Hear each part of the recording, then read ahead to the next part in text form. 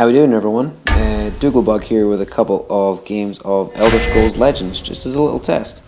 So the first game here I called the Lucky Draw because the first like 5 or 6 cards that I drew out were just insane.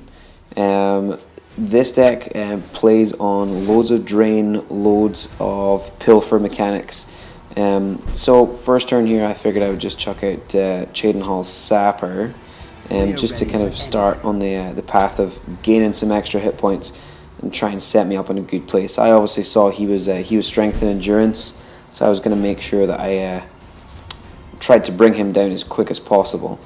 So this is the kind of start of the ridiculously lucky cards. So we got Caravan Enforcer, and you'll see in turn 3 we pop out Dune Smuggler, which obviously boosts his attack and defense. Pretty significantly, so obviously you get the one from him, and then the one extra from the Caravan Enforcer's own ability when he moves. So with this, because I went second, I obviously had the Ring of Magicka, managed to get out Shadow Shift and Moving Shadows as well to get a pretty impressive turn 3. It wasn't bad at all. It's nothing personal. Now, both of the games that I've got for you today, they feature Asani as, or Anasi rather, sorry, as the kind of defining factor of winning. Even though we had a big Caravan Enforcer, and he gets a little bit bigger still, but it's really Anasi that makes the big difference, and you'll see why in just a couple turns.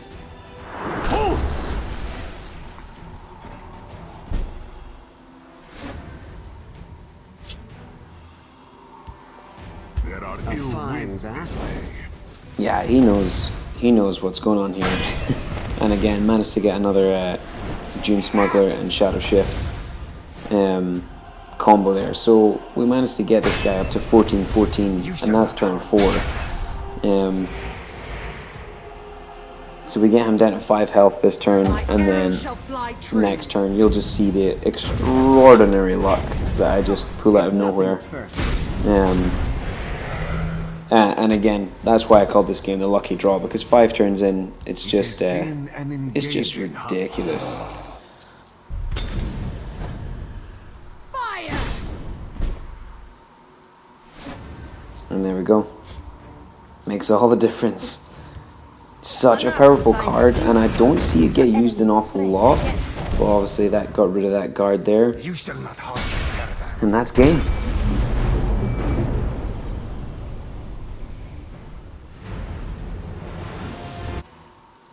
So we switch over to game 2, and again just called this game Anasi for the win.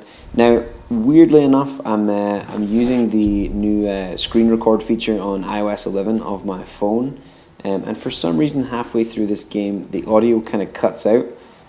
So I just put some kind of some license-free music at the end to kind of cover, because we miss out on the game sounds and everything like that. But this one's a longer game.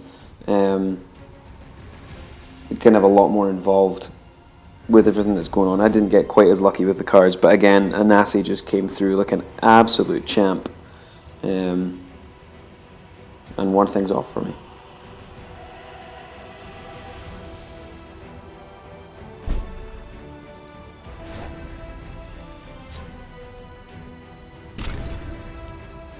They make it too easy.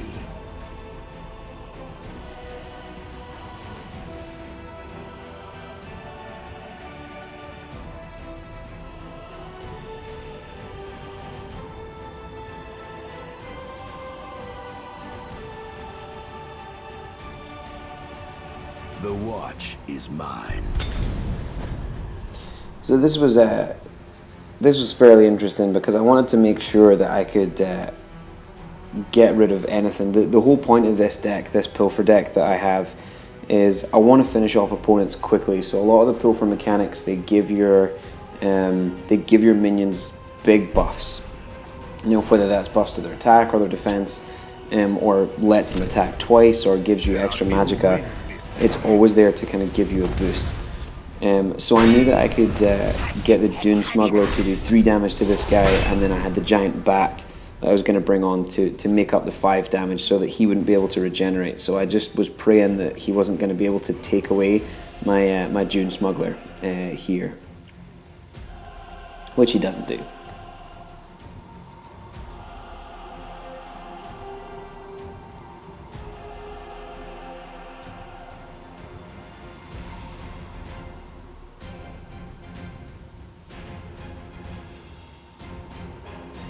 I draw power from these trees.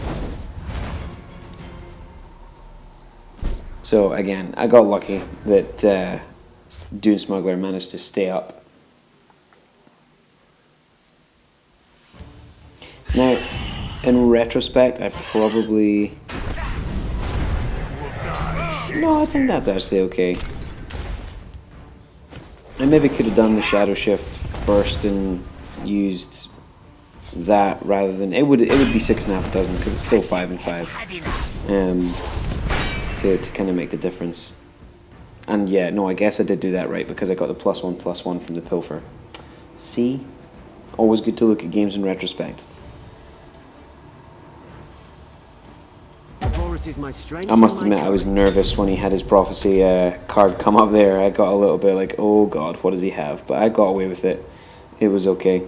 So obviously at this point I'm kind of hoping that my 6/6 survives. And I reckoned there was a couple of ways I could have gone, but then of course he got silenced. So then I'm thinking, well, I can get rid of my my 2/2. That's okay. Dune Smuggler would be more important, but I think I do actually just sacrifice the Dune Smuggler to break through the guard there.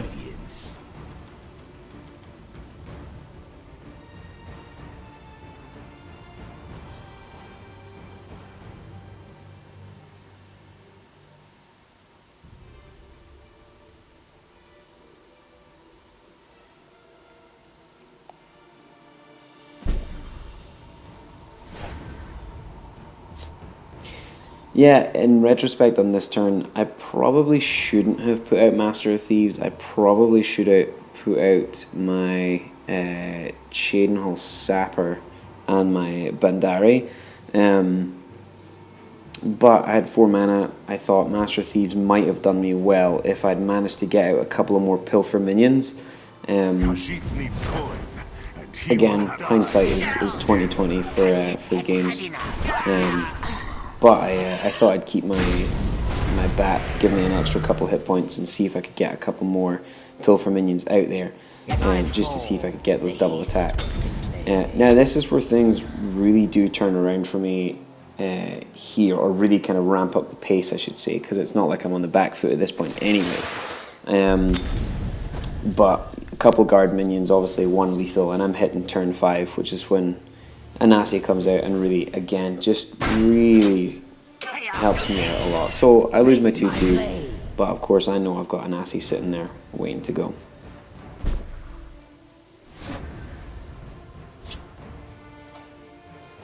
So this is where the audio just about cuts out as well. It's just at the end of her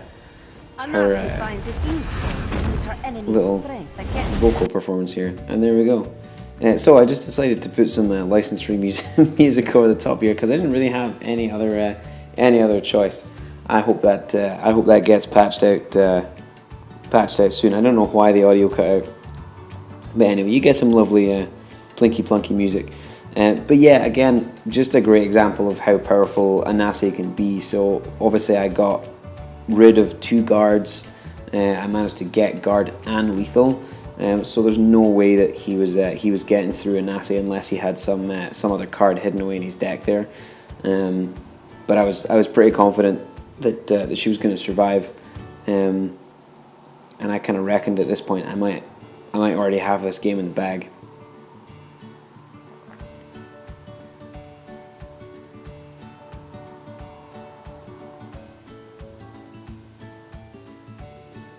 And yes, I did choose the most ridiculously cheerful music I could find.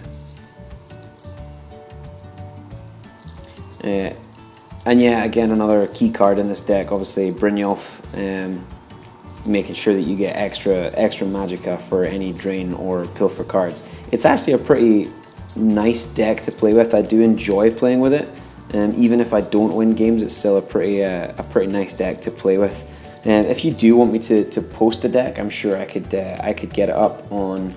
I can't remember the website to manufacture the decks, but I'll pop a link in the description if you want me to post the deck up. But it's a fairly nice deck. When you manage to draw Brynjolf, you can get some pretty impressive plays.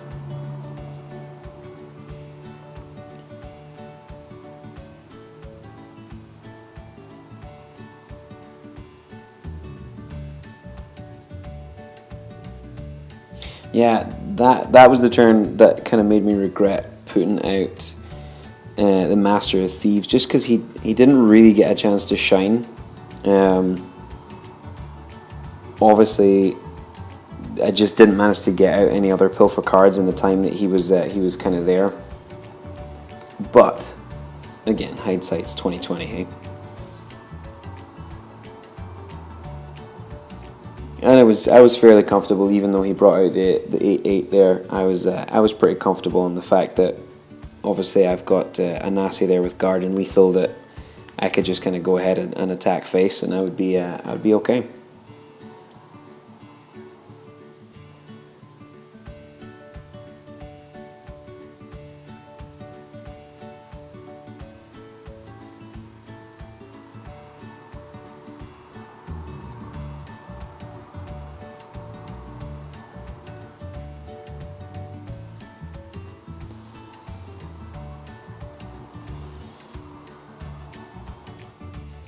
Yeah, he knew at this point there was no way he was coming back, so he actually does give up in just a second. There we go. So I really hope you enjoyed that, guys. If you do like this, I'm going to be hopefully posting more content like this. It's super easy to do the screen recording with iOS 11. So thanks very much. Hope you enjoyed it, and I'll see you soon. Thanks for coming by.